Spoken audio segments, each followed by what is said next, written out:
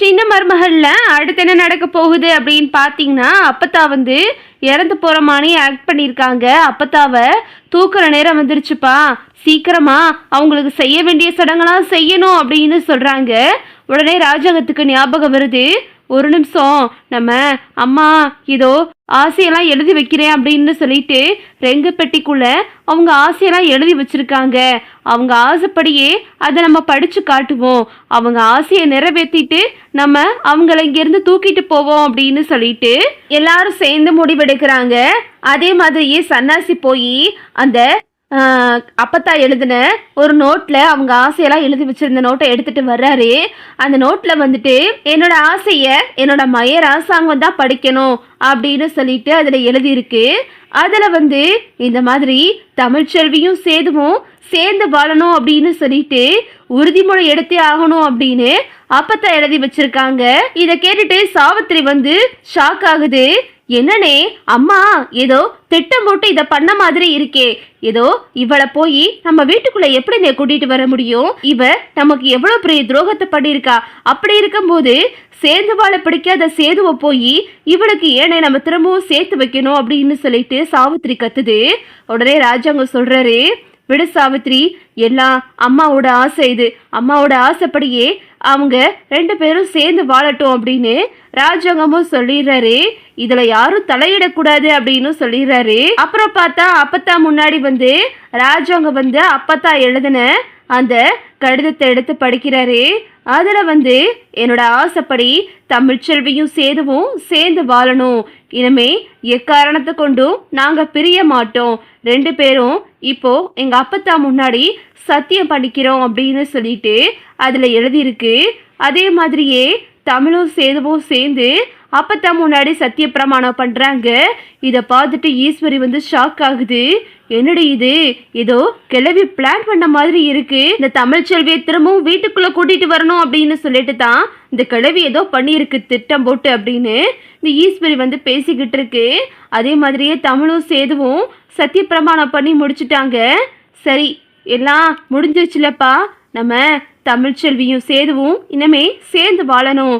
ஏமா நீ அப்பத்தாவுக்காக இந்த வீட்டுக்கு திரும்பவும் வந்துரு அப்படின்னு சொல்லிட்டு ராஜாங்க வந்து தமிழுக்கிட்ட சொல்றாரு. தமிழ் அழுதுகிட்டே அப்பத்தாவை பார்க்குறாங்க. அப்புறம் பார்த்தா எல்லாரும் சொல்றாங்க, சரிங்கய்யா எல்லாம் நேரம் ஆயிருச்சு, வந்த சனமெல்லாம் வீட்டுக்கு போகணும், பெரிய இடத்துக்கு ஏதம் ஆயிருச்சு, அதனால நம்ம அம்மாச்சியை சீக்கிரமா கூட்டிட்டு போனோம் அப்படின்னு அங்க உள்ளவங்களா சொல்றாங்க. இதை கேட்டதும் ராஜாங்க எல்லாரும் திரும்பவும் அழுக ஆரம்பிச்சிடுறாங்க. அப்பத்தா என்னை விட்டு இப்படி போறி அப்பத்தா அப்படின்னு சொல்லிட்டு என்கிட்ட தமிழும் அழுகுறாங்க. அம்மா என்னம்மா, போயும் போயும் இவளை திரும்பவும் வீட்டுக்குள்ளே கூட்டிகிட்டு வரணும் அப்படின்னு சொல்லிட்டு உன்னோட ஆசையாக எழுதியிருக்கியம்மா. உன்னோட மகனுக்கோ பேரனுக்கோ பேத்திக்கோ எந்த ஒரு நல்லதும் பண்ணணும் அப்படின்னு நீ எழுதலையம்மா அப்படின்னு அங்கே இந்த சாவித்திரி வந்து புலம்பிக்கிட்டு இருக்கு. அப்புறம் பார்த்தா இங்கே அப்பத்தா வந்து தூக்க போகல. திடீர்னு அப்பத்தா வந்து கண்ணை முழிச்சிடுறாங்க. கண் முழிச்சிட்டு அப்பத்தா அப்படியே வந்துட்டு முடியாத மாதிரி ஆக்ட் பண்ணுறாங்க. அப்படியே நெஞ்சை பிடிச்சிட்டு பெருமூச்சு விட்டு அப்படியே முழிச்சு பார்க்குறாங்க. வந்தவங்க எல்லாரும் தெரிச்சு ஓட ஆரம்பிச்சுட்டாங்க. என்னது செத்து போடுவங்க திரும்பவும் எந்திரிச்சு உட்காந்துருக்காங்க அப்படின்னு சொல்லிட்டு அப்பத்தான் அப்படியே மேலே மூச்சு விட்டு அப்படியே பார்க்குறாங்க. அப்புறம் சரி என்னாச்சு என்னாச்சு அப்படின்னு சொல்லிட்டு ஒட்டுமொத்த குடும்பமும் கூடிடுது. அம்மா உனக்கு ஒன்றும் ஆகலைலம்மா அப்படின்னு ராஜாங்க பதறி அடிச்சு வர்றாரு. இங்கிட்டு இந்த சாவித்திரியும் வந்துட்டு, அம்மா என்னம்மா ஆச்சு உனக்கு, நீ திரும்பவும் வந்துட்டியாம்மா, நீ சாகலைலம்மா அப்படின்னு சொல்லிட்டு இந்த சாவித்திரி எல்லாம் கூடுதுங்க. சேது வந்துட்டு, அப்பதான் உனக்கு ஒன்றும் ஆகாது பத்தா, என்ன பத்தா ஆச்சு, என்ன ஆச்சு, டாக்டரை வர சொல்லுங்க அப்படின்னு சொல்லிட்டு எல்லாரும் சொல்றாங்க. அதே மாதிரியே சேது வந்துட்டு டாக்டருக்கு ஃபோன் பண்ணி வர சொல்லிடுறாரு. டாக்டர் வந்து அப்பத்தாவை கையை பிடிச்சு பார்க்குறாங்க. இவங்க ரொம்ப நல்லா இருக்காங்க, இவங்களுக்கு எந்த பிரச்சனையும் கிடையாது அப்படின்னு சொல்லிடுறாங்க.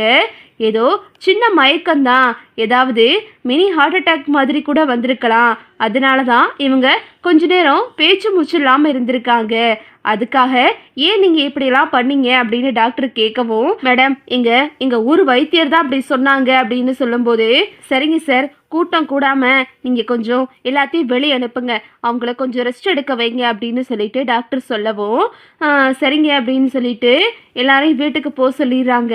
அப்பத்தாவுக்கு இந்த மேலாதாளம் அப்புறம் அவங்களுக்கு பாடெல்லாம் ரெடி பண்ணி வச்சுருந்தாங்க. அது எல்லாத்தையுமே கொண்டு போய் தூக்கி அங்கிட்டு போட சொல்லிடுறாங்க. வந்த சனமெல்லாம் வந்து புலம்பிக்கிட்டே போகிறாங்க. என்ன இந்த அம்மாவுக்கு ஆயுசு கெட்டி போல, இப்படி சாக போயிட்டு திரும்பவும் வந்துட்டு அதோட இறுதி சடங்கெல்லாம் நடக்க போகிற சமயத்தில் அதுவே எந்திரிச்சு உட்காந்துருச்சு. இனி இந்த அம்மாவுக்கு சாவே கிடையாது அப்படின்னு எல்லாரும் பேசிக்கிட்டு இருக்காங்க. அப்புறம் பார்த்தா இங்கே வந்துட்டு அப்பத்தாவோட ரூமில் அப்பத்தாவை படுக்க வச்சுருக்காங்க. இங்கிட்ட ராசாங்கம் வந்து என்னம்மா கொஞ்ச நேரத்தில் எங்களெல்லாம் இப்படி பதற விட்டுட்டியம்மா அப்படின்னு ராஜாங்க சொல்கிறாரு.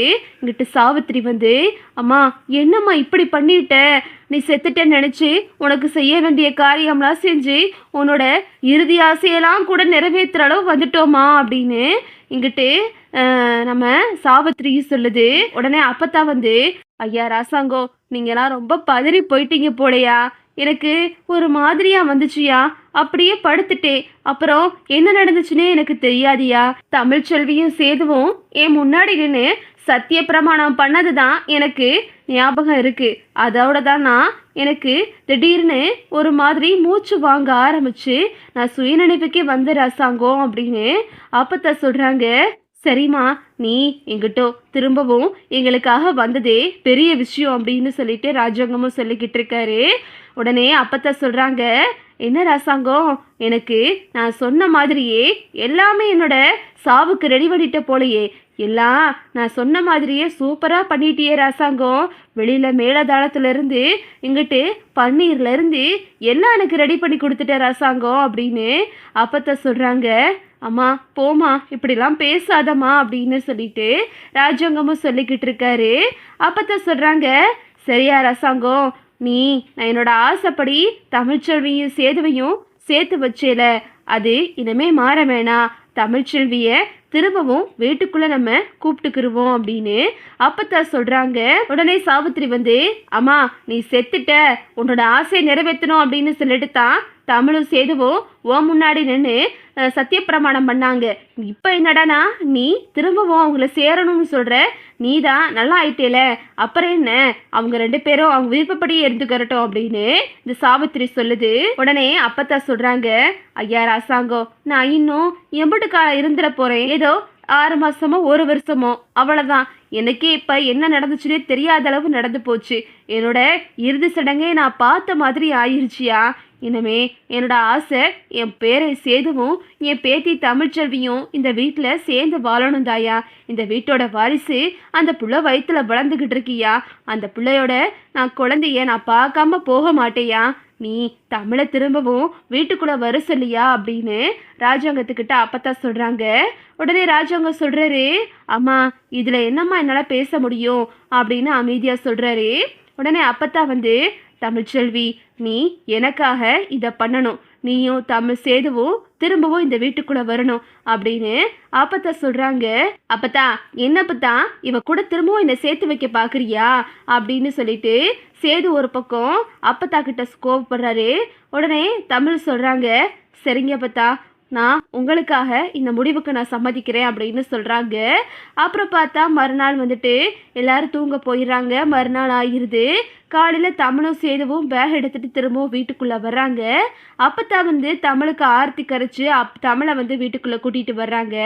இதை பார்த்துட்டு இந்த ஈஸ்வரி வந்து இந்த கிழவி வந்து இதுக்கு தான் நாடகம் போட்டிருக்கோம், தமிழ்ச்செல்வியை திரும்பவும் வீட்டுக்குள்ளே கூட்டிகிட்டு வரணும்னு சொல்லிட்டு தான் செத்த மாதிரி நாடகம் போட்டுச்சோ என்னமோ தெரியலை, இந்த கிழவி மேலே கொஞ்சம் சந்தேகமாகவே இருக்குது அப்படின்னு சொல்லிட்டு இந்த ஈஸ்வரி புலம்பிக்கிட்டு இருக்கு. இதுதான் அடுத்தடுத்து நடக்க போகுது. ஓகே விவோஸ், இந்த வீடியோ உங்களுக்கு பிடிச்சிருந்தா லைக் பண்ணுங்கள், ஷேர் பண்ணுங்கள், மறக்காமல் நம்ம சேனலை சப்ஸ்கிரைப் பண்ணிக்கோங்க. தேங்க்ஸ் ஃபார் வாட்சிங்.